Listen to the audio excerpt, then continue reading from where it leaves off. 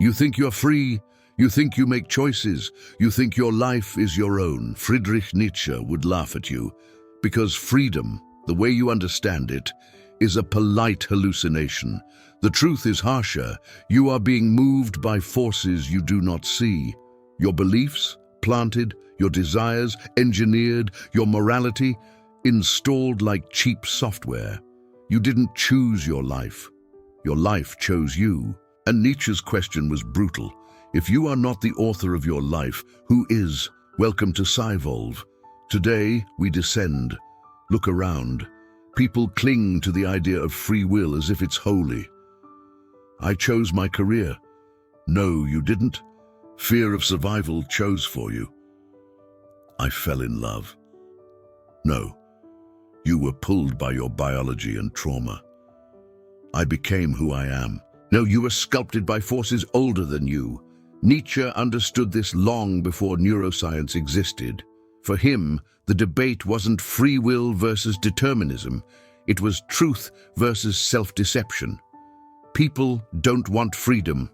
They want comfort disguised as freedom. They want obedience disguised as morality. They want control without responsibility. When Nietzsche attacked free will, he wasn't doing philosophy. He was doing psychological surgery. He said free will was invented by the priests so that people could be blamed and punished. Because if you truly have free will, then every failure is your fault, every weakness is your choice, every sin is a crime. But if you're determined by causes beyond you, guilt collapses, punishment collapses, control collapses. So the powerful made free will sacred because a guilty population is easy to rule. Nietzsche didn't deny that you act. He denied that your actions are free. Your life is a battlefield of forces, your genetics pulling one way, your upbringing pulling another, your fears, your desires, your wounds, your culture, your time, your class, your need to belong, your deepest prison. You act because something inside must act. You are compelled, not choosing. Nietzsche writes, "The thought of no longer having to fight against necessity is the greatest seduction." That's why people cling to free will. It lets them pretend they're not weak. It lets them avoid confronting their chains. Nietzsche didn't stop at destruction. After tearing down free will, he built something stronger, will to power. The greatest force of life, not survival, not pleasure, but the urge to expand, to transform, to dominate your own fate. You are not meant to be controlled by your past. You are meant to overcome.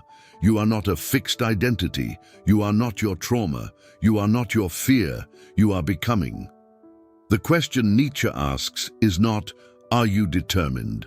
The question is, can you take control of the forces that determine you?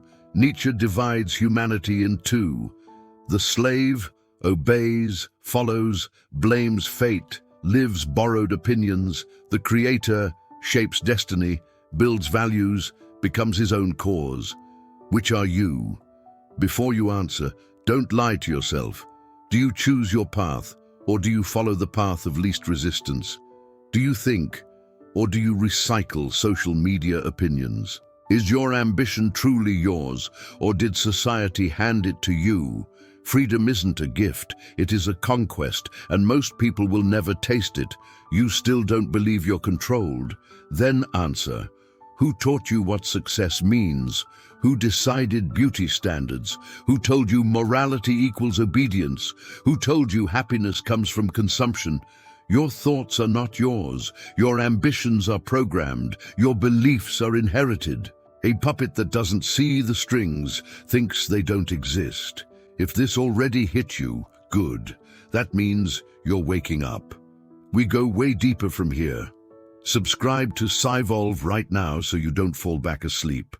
Most people click away when the truth gets painful. Don't be like them.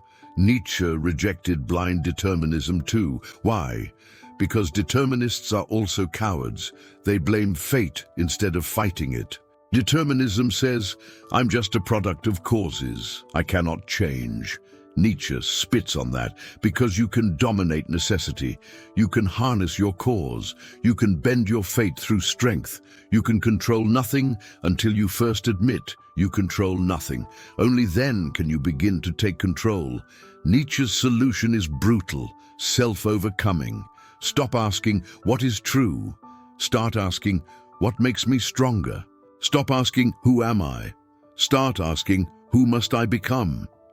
You don't think your thoughts, you survive your thoughts. Most of your mental life is fear arguing with fear. Self-overcoming means killing the parts of you that are borrowed. It means burning your fake identity. It means rewriting yourself until you become your own creator. Your real enemy isn't society. It isn't capitalism. It isn't religion. Your real enemy is your comfort. Comfort is the drug that kills potential. Comfort stops revolutions before they begin. Comfort breeds mediocrity and calls it peace. Nietzsche said, "The secret of life is to live dangerously. Not recklessly, but with intensity, on the edge of transformation. The moment your life becomes predictable, it stops being yours. Every human life is a war. Most people lose that war every morning. They wake up already defeated, not by pain, but by non-resistance. Nietzsche doesn't see good versus evil. He sees strength versus weakness, creation versus imitation, self-discipline versus self-decay. Which life are you living? Are you self-directed or socially programmed? Do you choose your pain, or does pain choose you? You were taught that freedom means doing whatever you want. Nietzsche laughs. Freedom is the power to command yourself. Freedom is when you become a law unto yourself. Freedom is when no external force decides who you become. The free spirit is not safe. He is dangerous. Why? Because he doesn't obey. He doesn't submit. He does not kneel. He creates values instead of consuming them.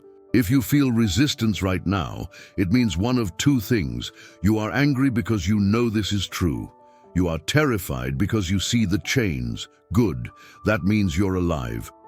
Now ask yourself, are you the slave of your past or the architect of your future? Will you keep pretending, or will you become dangerous?